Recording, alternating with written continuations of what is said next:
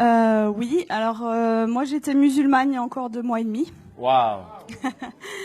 Et je suis médecin, on m'a annoncé un cancer des ovaires au mois de juin. D'accord, d'accord. Et pendant 3 semaines, un mois, en fait, j'étais très très mal, jusqu'à entendre parler de Jésus. Quoi, j'en avais déjà entendu parler, mais là j'ai été vraiment touchée sur une vidéo comme ça un soir chez moi. Et donc je me suis intéressée à cette personne et en fait j'avais pleuré pendant 3 semaines de tristesse et là je pleurais d'amour. Wow. Et je comprenais pas. Donc j'ai regardé beaucoup de vidéos témoignages sur Jésus et le soir même, c'était le 11 juillet de cette année 2018, Wow. je me suis mise à genoux dans ma chambre pour la première fois de ma vie devant Dieu et j'ai supplié pendant 20 minutes, Jésus, si tu existes vraiment, moi ça me suffit pas d'entendre parler de toi, je veux te voir. Et je veux te voir d'une façon que plus jamais de ma vie je vais douter de toi. Et en fait, pendant 20 minutes, j'ai attendu, j'ai supplié à genoux.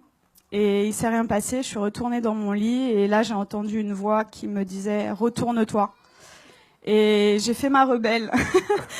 J'ai dit « Mais il n'y a rien, il y a un mur blanc derrière moi ». Et j'ai entendu une deuxième fois « Retourne-toi » de façon très forte. Et là, je me suis retournée. Et en fait, au-dessus de mon lit, j'ai fait plusieurs pas de recul parce qu'il y avait la tête de Jésus, en fait. Wow.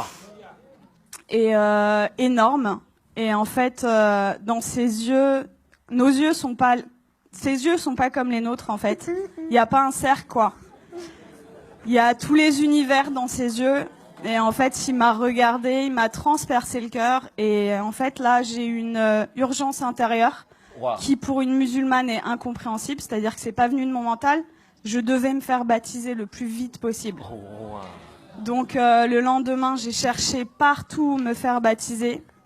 J'ai regardé des églises sur Internet. J'étais devant des églises, j'étais là postée. C'était le 12 juillet. Et ça parlait pas à mon cœur. Je disais non, non, non. Les catholiques, les protestants, non, non, non. Et à la fin de la journée, j'ai dit à Jésus, tu m'as donné cette envie-là, donc guide-moi. Et donc il m'a guidée en fait vers des personnes qui font des baptêmes dans des lacs, des piscines, des trucs. Et donc j'ai été baptisée le 13 juillet 2018. Et là, j'ai vraiment vu, parce que en fait, je suis médecin psychiatre, addictologue, et je croyais pas trop aux esprits, tout ça. Et là, j'ai vu des esprits sortir de moi, etc. Wow. Donc j'ai dit.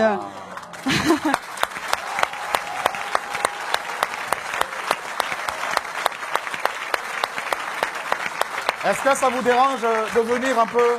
Hein? Ça vous dérange de venir? De quoi? Est-ce que vous pouvez venir? C'est possible? Ah oui, je peux. Mais là, c'est... Quand on parle de Jésus ici, là... Wow! Jésus! Attends. Merveilleux, merveilleux, Dieu pour moi, tout-puissant, Créateur, prince de la paix, il me sauve, il me garde en lui à jamais. Merveilleux, mon sauveur, mon Dieu, mon wow!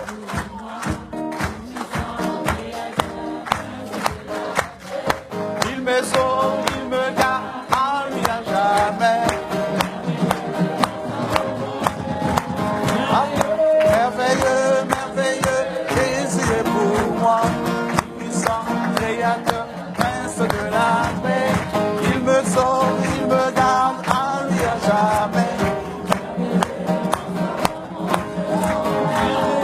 Merveilleux, merveilleux, Jésus est pour moi, tout puissant, créateur, prince de la paix. il me sauve, il me garde en lui à jamais. Merveilleux, mon sauveur, mon Dieu, mon roi.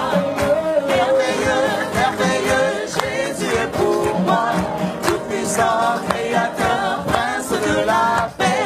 Il me sauve, il me garde en lui à jamais. Merveilleux, mon sauveur, mon Dieu, mon roi.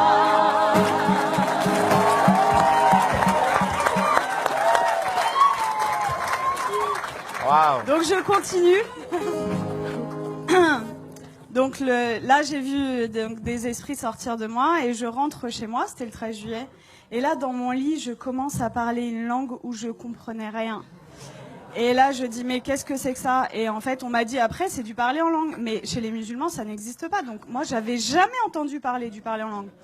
Et ça a duré 3/4 d'heure, 1 heure. J'ai parlé une langue où je comprenais 0 mot. Et en fait, j'ai senti une énergie remonter de mon ventre. Et je prenais comme ça.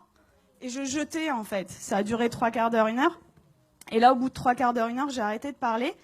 Et j'avais des douleurs depuis 4 ans, tous les jours. Et là, pour la première fois depuis 4 ans, plus aucune douleur.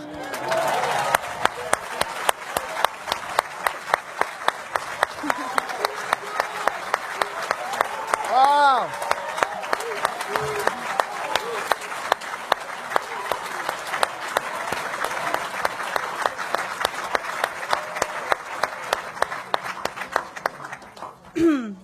Et donc là, j'ai dit, ok, je suis guérie, c'est bon. J'ai pris rendez-vous chez mon gynéco le 17 juillet. Et j'arrive et je lui montre les examens complémentaires, les marqueurs tumoraux, l'IRM pelvienne. Et il me dit, bon, écoutez, alors c'est une maladie très sévère. On va opérer, on va faire un traitement, etc. Et là, je le regarde avec le sourire et je lui dis, vous savez pas ce que je vais vous dire? Je suis guérie. Et là... Et là, il me dit, comment ça, je comprends pas. Il m'a écouté quand même parce que je suis médecin, j'ai un cabinet juste à côté de chez lui, quoi. Donc il savait que c'était pas n'importe, voilà. Et là, je lui dis, mais en fait, je suis guérie. Et il me dit, bon, parce que le déni en médecine, ça existe beaucoup. Il me dit, bon, allez, on va faire l'échographie. Et en fait, là, il me fait l'échographie et il était bouche bée. Donc, en fait, il passe sur l'ovaire gauche. Là, il me dit au ralenti, ovaire gauche normal. Et après, il passe sur l'ovaire droit et il me dit, ah, il y a 2 images. Je dis, ouais. Et il me dit, ah, mais attendez, c'est des follicules de maturation. Donc, en fait, les follicules de maturation, c'est ce qui donne les ovules. Et moi, je n'en avais plus. Donc, en fait, là, mes ovaires étaient morts et ils sont revenus à la vie. Oh.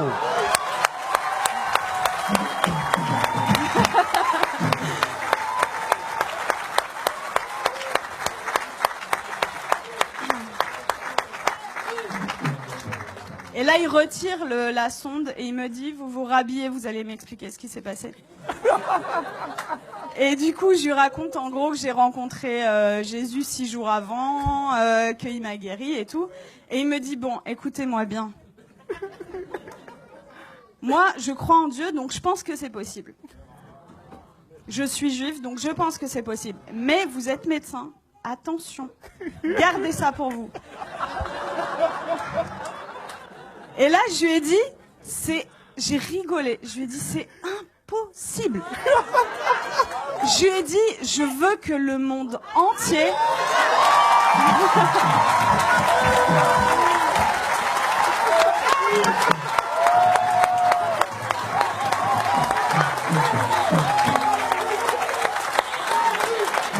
Jésus, Jésus, Jésus, Jésus, Jésus, Jésus, Jésus, Jésus, Jésus, Jésus, Jésus, Jésus, Jésus, Jésus, Jésus,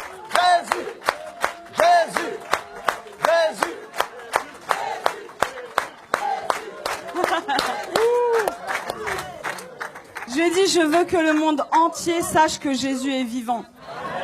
Et il m'a dit, bon, ok. Et il m'a fait mon compte rendu d'échographie, qui était normal. C'était un plaisir pur. Et il me le rend. Et là, il me dit, est-ce que je peux vous faire la bise au lieu de me serrer la main? Je dis, bien sûr.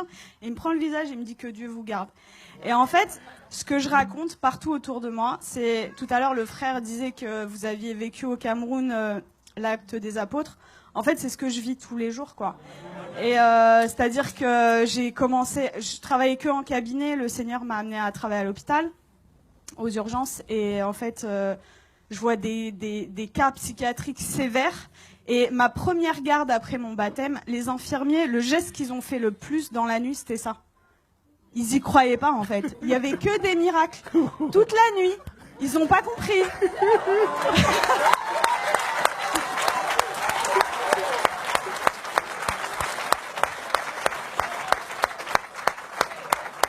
Et en fait, partout où je vais, partout où le Seigneur donc est avec moi, il se passe des miracles. Et c'est ce que je dis, en fait. Moi, ça fait que 2 mois et demi que je suis chrétienne. Et je vois les frères et sœurs, ils osent pas parler de Jésus. Ils ont limite honte de lui. Je dis, mais oh! Moi, je vais au salon de coiffure, il y a des coiffeuses qui sont guéries. Je vais à la boulangerie, à la boulangère.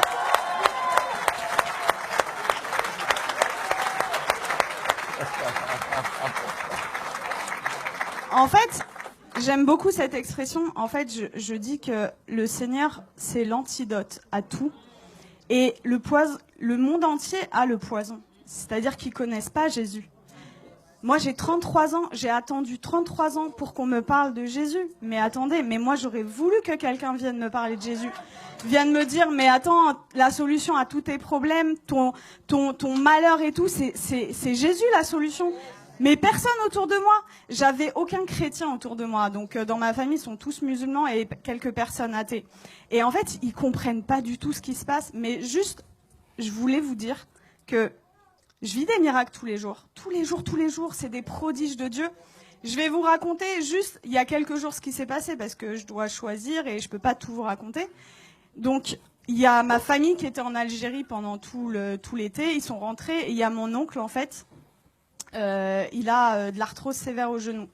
Et je suis arrivée, j'ai raconté ce qui s'était passé cet été, et ils m'ont dit, ouais, c'est bon, t'arrêtes de nous parler de Jésus. Déjà, ils ont été tolérants, ils ont accepté d'écouter. Et là, je vois, en fait, mon oncle, il boite, il a de l'arthrose. Et là, je lui dis, tonton, est-ce que je peux prier pour toi? Il me dit non. Et ma tante, elle lui dit, bah, pourquoi, qu'est-ce que t'as à perdre? On va voir si ce qu'elle dit est vrai. Je dis, ok. Et là, le Seigneur m'a donné le verset, vous savez, où il ressuscite une femme et il fait sortir tout le monde, en fait. Donc, en fait, j'ai pris mon oncle, je l'ai sorti du salon, et j'ai prié pour lui, et en fait, je lui dis, t'as mal à combien? Il me dit, à 7 sur 10. Il boitait. Et donc, je prie le Seigneur, et le Seigneur le guérit. Il me dit, mais j'ai plus mal du tout. Et là, il commence à courir dans toute la maison.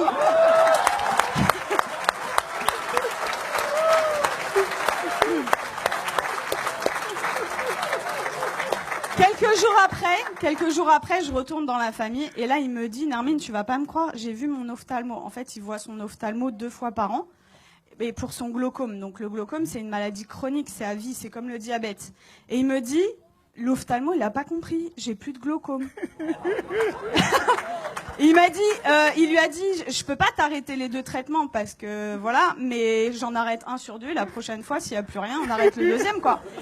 Et donc ça, c'était mon oncle et mon père qui a 80 ans, musulman depuis 80 ans. Wow. J'ai été le voir, ça faisait très longtemps que j'étais pas allée le voir, au moins 6 mois, 1 an. J'ai été le voir jeudi dernier. Et en fait, je lui ai raconté ce qui m'est arrivé. Il a été guéri, j'ai prié pour lui, il a été guéri de ses acouphènes, c'est des bourdonnements. Il avait depuis 10 ans, plus d'acouphènes. Il avait mal au dos, il pouvait pas sortir sans ceinture. Plus de ceinture, je l'ai sorti sans ceinture. Il voyait double, il avait une diplopie. Il voyait double quand il mettait pas ses lunettes. Plus de diplopie. Et là, au bout de 2 heures, il me dit, c'est bon, je me donne à lui.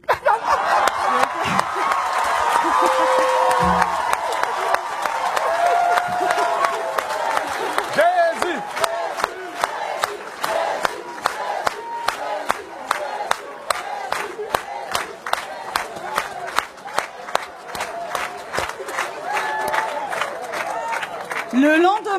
Le lendemain, donc c'était vendredi là, non, c'était pas hier, c'était vendredi dernier.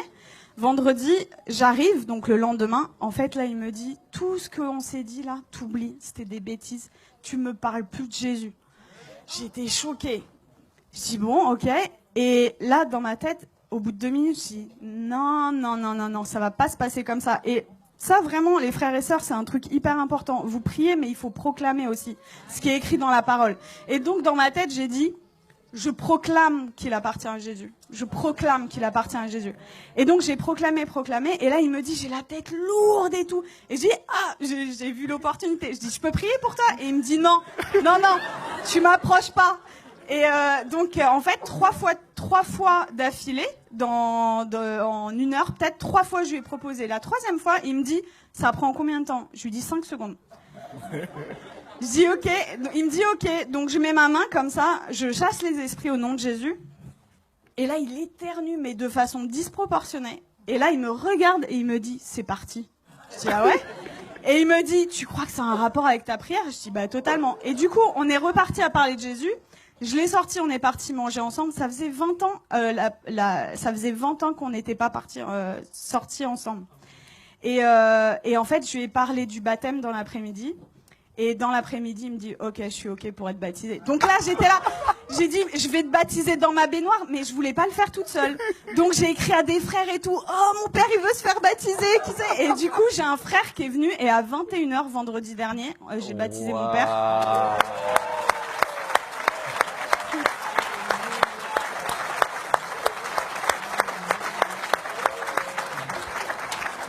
Et voilà, pour vraiment vous dire que rien n'est impossible. Il a 80 ans, il est musulman, jamais. Alors, après ma conversion, le Seigneur m'avait donné une vision où je baptisais mon père. Je disais, ok, Seigneur, mais waouh. Et en fait, ça s'est passé, quoi. Donc, vraiment, ne perdez pas espoir avec vos familles. Tout est possible. Pour nous, c'est impossible, mais pour le Seigneur, c'est possible. Et voilà, vraiment, votre vie, ça devrait ressembler au lac des apôtres, quoi. Donc vraiment, n'ayez pas honte de parler de Jésus. Qu'est-ce que ça va vous coûter? Vous passez à la boulangerie. Vous savez, moi, je suis dans ma voiture et même sur le périph', j'ai des gens. En fait, je loue le Seigneur. J'ai effacé toutes mes musiques du monde là et j'ai mis des louanges. Et donc je chante et tout, et même sur le périph', il y a des gens, ils passent sur le périph', ils me font comme ça, et moi j'ouvre ma fenêtre et je leur dis Jésus est la réponse. Et voilà, et en fait, ça franchement, si moi, en tant que médecin et venant d'une famille de musulmans, je prends le risque, vous qui avez votre famille, etc., qui croyez, mais osez quoi, parler de Jésus tout le temps, parce que voilà, j'ai une image qui m'était venue, c'est limite non-assistance à personne en danger, en fait, de pas parler de Jésus. C'est l'antidote des antidotes à tout, et vraiment, quand vous découvrez un antidote et que quelqu'un en face de vous a le poison, ben vous gardez pas l'antidote pour vous, quoi, c'est égoïste. Donc il faut le partager. Wow. Voilà. Et tout à l'heure, je suis arrivée, j'ai parlé avec Laurent et ça m'a beaucoup touchée parce que quand j'étais petite, en fait, quand on me demandait quel métier tu veux faire, je disais Mère Teresa. Et dans une famille musulmane, vous imaginez, et ils m'ont dit non, ça va pas être possible. Non, tu vas changer, tu changes. Et du coup, j'ai dit bon bah ok, je veux être médecin. Et en fait, c'est incroyable comment le Seigneur il est en train d'organiser les choses. Et du coup, quand Laurent m'a parlé d'orphelinat tout à l'heure, je sens que j'ai un appel fort Amen. Pour ça. Et voilà, on verra comment le Seigneur fait les choses. Mais voilà, Dieu vous aime beaucoup et croyez. Alléluia.